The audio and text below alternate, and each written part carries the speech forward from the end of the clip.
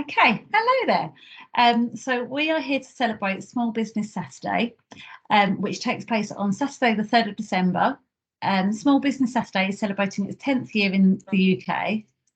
It's a global initiative to support local businesses by either buying local or following on social media, attending events and collaborating like we are today.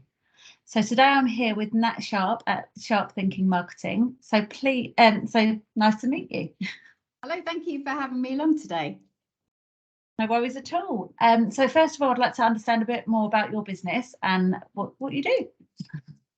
So I am a marketing consultant. So I've got over 20 years experience working in marketing. So both in an agency and also client side as well. I've set up marketing departments. I've launched brands to market. So I set up Sharp Thinking nearly 5 years ago now. To work exclusively with small business owners, predominantly across Kent, but also across the UK as well. So I conduct marketing reviews. So that is based around coming into a business and looking at what's working and what isn't from a marketing perspective. And then I also create marketing strategy and marketing plans for businesses. And I also provide marketing coaching as well.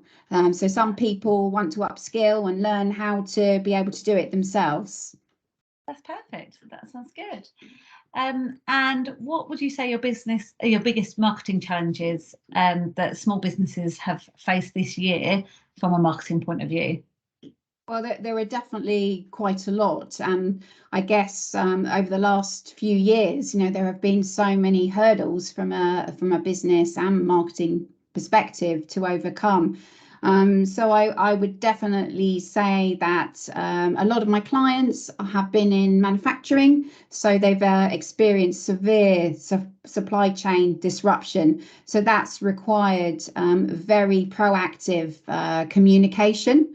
So ensuring that you're communicating openly and honestly with customers, and customers that perhaps didn't have an online presence as well have really had to accelerate their plans in terms of social media, in terms of their websites as well. Some of them had very basic websites and realized that they needed their sites to become transactional because customers are now wanting to buy with them online. So that is across different industries as well. So many of my clients work in business to business. So that's really impacted that sector. So throughout the pandemic, that's really changed in that way. Yes, absolutely. So we've altered, I think, a decade in our online behaviour. So it's forced so many businesses to ensure that they now have that online presence that perhaps they didn't have 2 or 3 years ago. Yeah, definitely. Okay. And do you think that will change next year? Do you think there's anything coming up that will change? Yes, so obviously rising costs especially are putting increased pressure on small businesses. So they're really having to understand, what's a priority and what isn't, and how their budgets could go further. So I would definitely say that in a recession, it's more important to continue with your marketing than ever. So obviously it would be very easy just to look at the marketing budget, and it's normally the first thing to be cut by the finance department. But I would definitely advise against that. So as a small business, is there anything you can recommend that would help them with cutting their budgets to save some money? Yeah, so there are definitely things you can do. So for example, expensive subscriptions, you might be able to downgrade your subscription to a free package. There are a lot of free tools out there that you can use. And I would also say upskilling. So there are so many webinars available for you to actually learn how to do things yourself.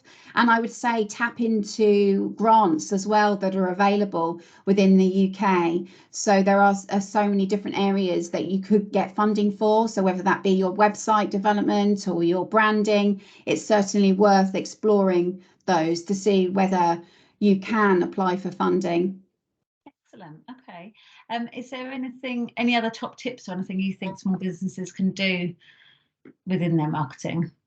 So I would definitely say when small businesses come to me that there's normally the brief is around lead generation. We need to generate more inquiries and we need to increase our sales. So quite often one of the areas that are overlooked are actually existing customers. So looking at customer retention. Yeah. So that's really important, and even more important as we go into recession as well. So make sure that your existing customers are happy. What can you do to really provide value? It's far more lucrative to keep an existing customer than try and acquire a new one.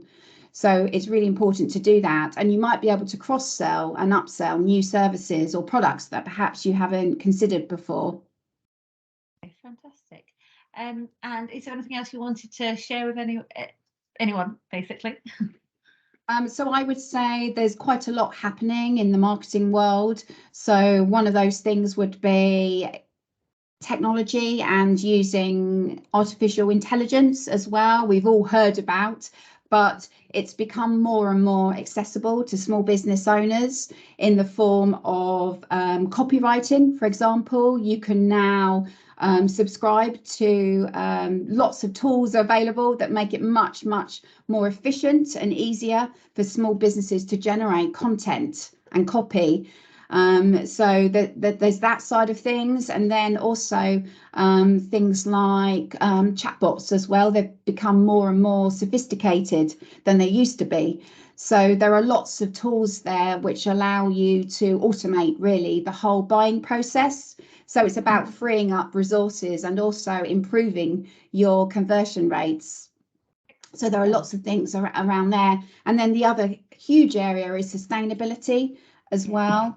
So that has become more and more important as the years have gone on, and all of the research is showing that businesses, particularly small businesses, can't afford to neglect it. It's now something that needs to be addressed, and more commonly it's becoming part of the marketing department's responsibility as well. So looking at how you can communicate your sustainable credentials and making sure that all your messaging is consistent across all your channels and you're not contradicting yourself. Perfect. Okay, that's a lot of good advice there. Thank you so much. So if anyone wants to follow Nat on LinkedIn, it's Nat Sharp, and your web address is sharpthinkingmarketing.co.uk. So thank you very much for attending today, and I look forward to speaking to you again further. You can help me out with my marketing for definite.